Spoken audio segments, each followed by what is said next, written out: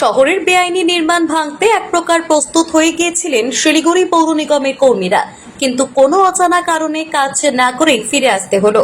যদিও শিলিগুড়ি শহরে এই ঘটনা নতুন নয়, এর আগেও বহুবার পুলিশ এবং পৌরকর্মীরা বেআইনি নির্মাণ ভাঙতে গিয়ে কোনো প্রভাবশালী টেলিফোন পেয়ে ফিরে আসতে বাধ্য হয়েছিলেন। বুধবার শিলিগুড়ির খালপাড়া এলাকায় ঘটল এমনই ঘটনা।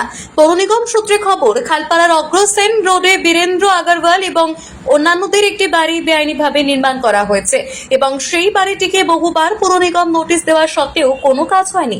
এরপর ঠিক হয় এদিন পৌরকর্মীরা বেআইনি নির্মাণ ভাঙতে যাবেন। সেই মতো পুলিশও মোতায়েন করা হয়েছিল ওই এলাকায়, কিন্তু পৌরকর্মীদের কোনো কাজ না করে এদিন ফিরে আসতে হয়েছিল।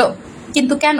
ডেপুটি মেয়র রঞ্জন সরকারের কথায় যদিও শহরে প্রশ্ন, যদি পৌরকর্মীদের মাঝে মধ্যেই কাজ না করে ফিরে আসতে হয় তবে তারাও যেমন উৎসাহ হারাবে, তেমনি যারা বেআইনি নির্মাণ করেও শহরে বুক ফুলিয়ে ঘুরে বেড়াচ্ছেন তাদের সাহস বেড়ে যাবে আরো কয়েক গুণ।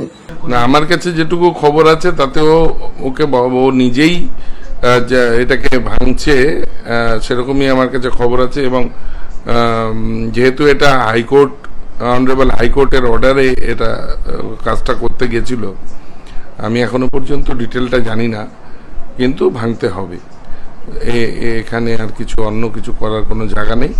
উনি যদি নিজে ভেঙে দেন তাহলে সেটা কমিশনার ম্যাডাম আছেন, উনি বিষয়টা বলতে পারবেন।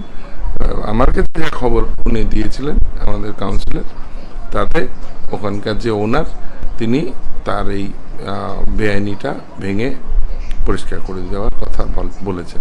আমি ফিরে আসার কথাটা জানি না, হাইকোর্টের অর্ডার আছে, এটা কেউই এটাকে লঙ্ঘন করতে পারবে না বা পারে না। শিলিগুড়ি থেকে মোহন কর্মকারের রিপোর্ট, পাহাড়িয়া টাইমস।